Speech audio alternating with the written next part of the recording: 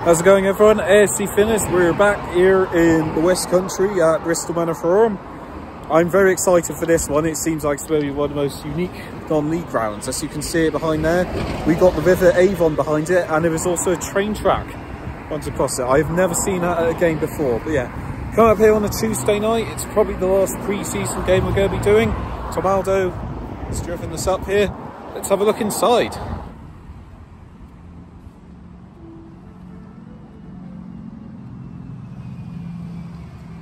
Welcome to non-league. That is the medical room. Each to their own.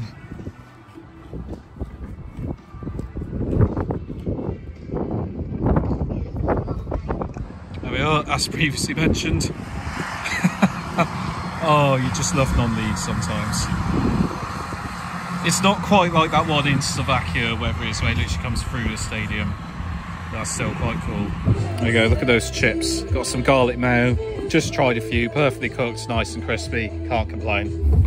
Onto those cheeseburger, what do you think? Right, we're rustlers. This is great Fanta, it really is. Not bad club well. So, kick-off rapidly approaching, just about to go to our seats, but before we do, let's find out a bit about today's hosts, Bristol Manor Farm.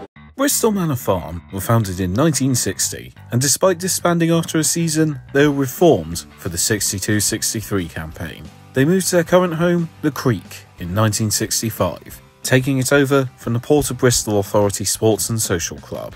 This helped them join the Somerset Senior League, and in 1977 they moved up to the Western League, achieving promotion to the Premier Division in 1983. In 1988 they won the Gloucestershire FA Challenge Trophy. They would stay there until the early 2000s, where they were relegated in 2002. Fortunately, they achieved promotion again in 2004. In 2012, they achieved a cup double, winning the Gloucestershire FA Challenge Trophy along with the Western Football League Cup. Lee Lashenko was appointed as manager in 2014 and remains in charge to this day. He guided them to another Challenge Trophy in his first season and then retained it the next campaign. After that, he took them to new heights as they won the Western League with an incredible 102 points and scoring over 100 goals to gain promotion to the Southern League for the first ever time. In the 21-22 campaign, they had a cruel finish to the season as they reached the playoff final, but former player and chairman Jeffrey Selleck passed away 3 days before the game. Sadly, there would be no fairy tale ending as they're defeated 4-1 by Winchester. They remain in the Southern League Division 1 South, aiming to improve on their 18th place finish last campaign. Overall, they've won 1 Western Football League Cup, 4 Gloucestershire FA Challenge trophies, 1 Western League Division 1 and 1 Western League Premier Division. And a bit of trivia, Marek Piszczek, brother of former Borussia Dortmund player Lucas, once played for the club. So those are our hosts, Bristol Manor Farm. Let's have a look inside their home, The Creek. There we go. This will be our seats for the game. It's not bad for you, is it, Tom?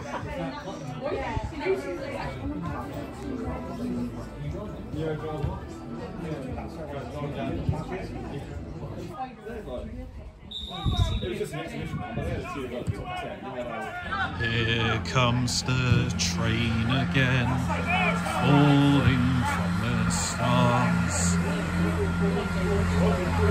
Something you don't see every game.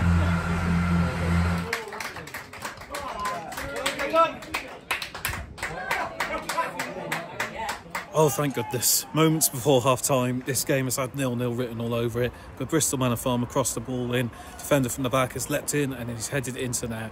They've been the better team, so if anyone did deserve a goal, it was them. Thankfully, yet again, not a 0-0.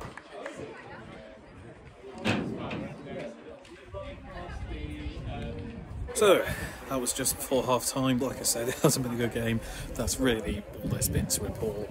But hopefully we can get a few more goals in the second half. But it's the sunsets, train's going down. It's a nice evening, and even if football's not been great, the view's been good. So, half-time 1-0. Let's hope we see more goals in this Caulfield season. I don't want getting contaminated.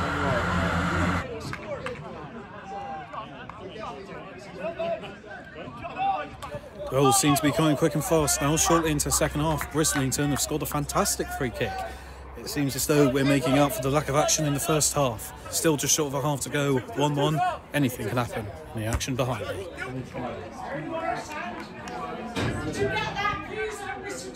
Bristol Manor Farm retake the lead.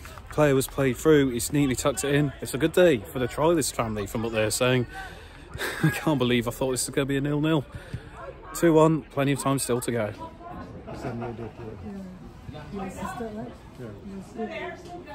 Bristol Manor Farm with a neat breakaway, seal it 3-1. If you told me about 20 minutes into this game there'd be 4 goals, I would have bit your hand off. But here we are. They seal the win. Can we see even more goals? 3-1.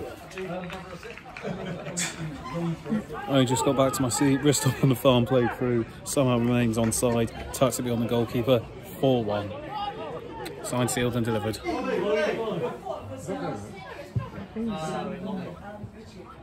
We got a goal fest here at the Creek. I don't think he meant it, but from out wide he's crossed it. It's looped over the goalkeeper and in. 5-1.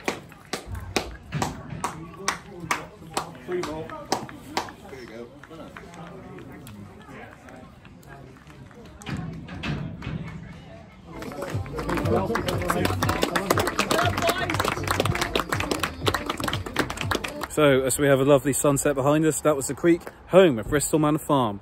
Always nice to see the home side romp to a victory, especially considering how bad the first half that was.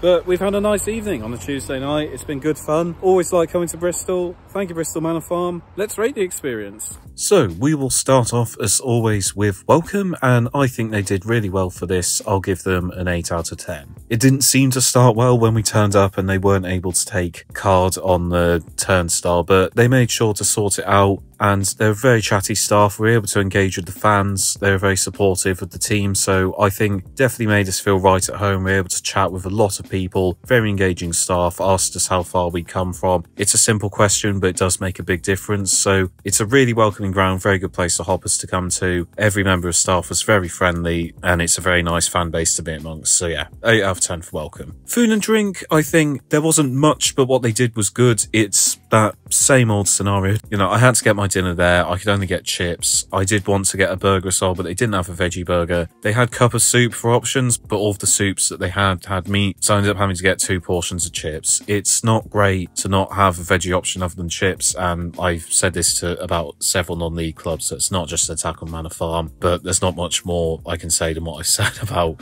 why clubs need to have more veggie options. The food we had was nice. Tom really liked his burger. The options they had in the bar were really good, so I think food and drink gets a 7 out of 10. Like I said, the chips I had were really nice, very cooked perfectly, crispy, tasty, and you had a great variety of sauces to go with it. Love a bit of garlic mayo. There's a really good range of ciders, beers and other drinks in the club bar, so they've put a lot of thought into their options there. Just think they could do with some more veggie options. Atmosphere, as always, not expect a huge atmosphere for this, but to an extent I was pleasantly surprised. Considering it was a friendly, how much noise they made whenever they scored was quite impressive. They're very supportive of the team, and considering it was like that for a friendly, imagine what they're like for a league game. So yeah, there wasn't any chance or anything, but I think 3 out of 10 for atmosphere. It sounds like a harsh rating considering the level they're at. I think that's a fair score. In terms of stadium, I really liked this ground. I felt they really made sure to not demolish anything from the past. It did feel like you were stepping into like a ground from the 1960s. How can you not love a ground that has a train like running right through it as well? The scenery around it was so good. That sunset you got was incredible. The stands themselves you were in weren't exactly anything special, but they were quite good to look at from like a sort of aesthetic viewpoint. Like they weren't just generic stands, they really had personality, and there's a lot of thought put into bits around the ground. The fact they had like a football pitch for the kids to go and play football, I think was a really nice touch. And it's in a very convenient location just on the side of the road, so it's not a ground that's like incredible. Like obviously it's nothing compared to like grounds like Anfield or the City ground or anything like that, but it is a really good ground for the level it's at, so I'll give it a 4.5 out of 10. Finally, value for money, I think this is another one they did really well at. It was about £3 for a portion of chips, £5 to get in. It's a shame we couldn't get a club badge, but £5 to get in. Drinks are reasonably priced as well, so overall it's very hard to fault them for value for money. There wasn't too much I needed to buy. Sadly couldn't buy a pin badge, but for the level it's at, didn't rip us off. Everything cost what it needed to, so I'm going to give them a 9 out of 10 for value for money. So that was Bristol Manor Farm. That's the last game of pre-season. It's been fun. So I look forward to heading into the season. Plenty more games to come. Always nice to be in Bristol. Thank you all for watching. I've been AFC Finners. See you next time and stick with us as we go ground to ground. AFC Finners out.